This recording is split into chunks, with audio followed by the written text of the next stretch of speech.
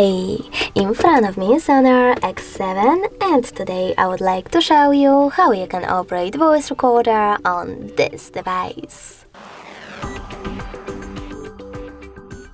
First of all, you need to find Sound Recorder app and click on it. It should be in Tools folder. Then just allow in the pop-ups.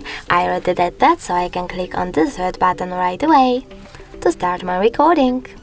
If you wish to pause it or unpause it, you can do that by clicking this right button. If you wish to add a tag, click on this left one. And in order to end it and save it, tap on the middle one. Now to play your recording, just click on it. If you wish to rename it though, you need to go back, hold it, and select rename option over here. Then type in wherever you wish to and tap on OK. If you wish to delete your recording, you need to hold it as well, but this time select delete icon over here. Lastly, confirm your choice in the pop-up.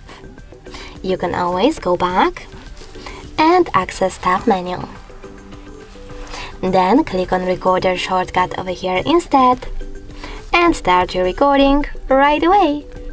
Thanks so much for watching. If you enjoyed this video, don't forget to leave a like, comment and definitely subscribe.